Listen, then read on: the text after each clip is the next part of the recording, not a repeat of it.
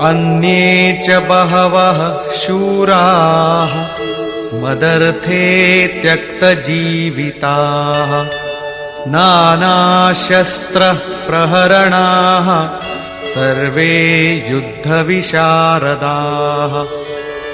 और भी बहुत से शूरवीर अनेक शस्त्रों से युक्त मेरे लिए जीवन की आशा को त्याग कर युद्ध में डटे हैं।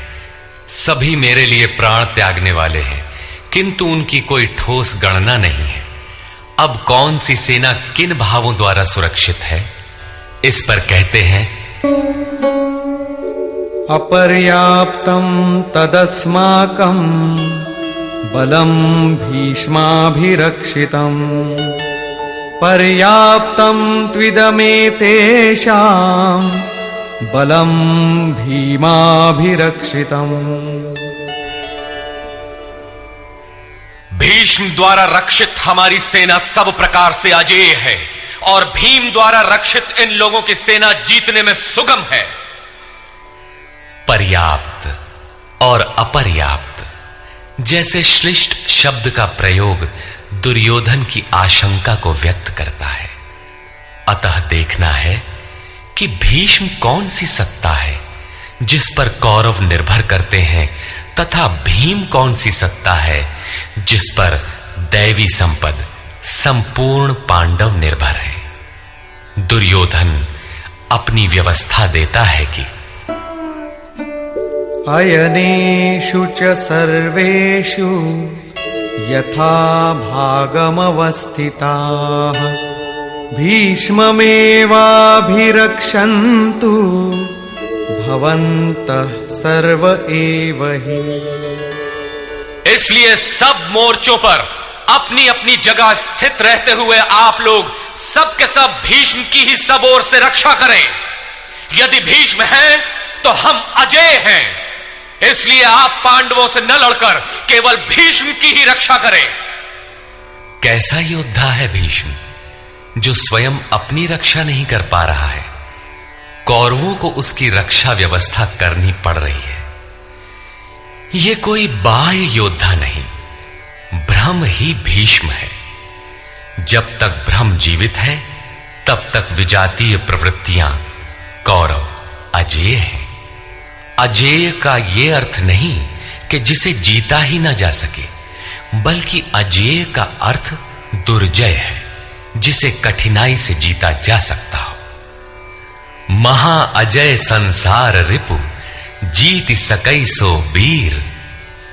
यदि भ्रम समाप्त हो जाए तो अविद्या अस्तित्वहीन हो जाए। मोह इत्यादि जो आंशिक रूप से बचे भी हैं, शीघ्र ही समाप्त हो जाएंगे। भीष्म की इच्छा मृत्यु थी। इच्छा ही भ्रम है। इच्छा का अंत और भ्रम का मिटना एक ही बात है।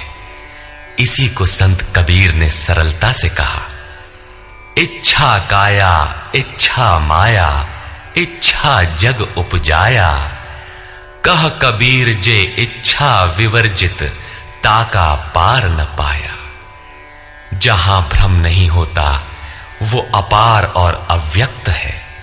इस शरीर के जन्म का कारण इच्छा है। इच्छा ही माया है और इच्छा ही जगत की उत्पत्ति का कारण है। सो कामयत तदैक्षत बहुश्याम प्रजायेय इति। कबीर कहते हैं, जो इच्छाओं से सर्वथा रहित हैं, तिनका पार न पाया। वे अपार अनंत असीम तत्व में प्रवेश पा जाते हैं। यो कामो निष्काम आप्त काम आत्म कामो न तस्य प्राणा उत्क्रामंति ब्रह्म व सन ब्रह्माप्येति। जो कामनाओं से रहित आत्मा में स्थिर आत्म स्वरूप है, उसका कभी पतन नहीं होता। वो ब्रह्म के साथ एक हो जाता है।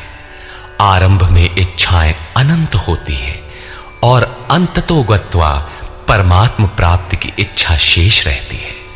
जब ये इच्छा भी पूरी हो जाती है, तब इच्छा भी मिट जाती है। यदि उससे भी बड़ी कोई वस्तु होती तो आप उसकी इच्छा अवश्य करते। जब उससे आगे कोई वस्तु है ही नहीं, तो इच्छा किसकी होगी? जब प्राप्त होने योग्य कोई वस्तु अप्राप्त न रह जाए तो इच्छा भी समूल नष्ट हो जाती है और इच्छा के मिटते ही ब्रह्म का सर्वथा अंत हो जाता है। यही भीष्म की इच्छा मृत्यु है। भीम द्वारा रक्षित इन लोगों की सेना जीतने में सुगम है। भाव रूपी भीम, भावे विद्यते देवः, भाव में वो क्षमता है कि अविदित परमात्मा भी विदित हो जाता है। भाववस्य भगवान सुख निधान करुणा अयन। श्री कृष्ण ने इसे श्रद्धा कहकर संबोधित किया है। भाव में वो क्षमता है कि भगवान को भी वश में कर लेता है। भाव से ही संपूर्ण पुण्यमयी प्रवृत्ति का विकास है।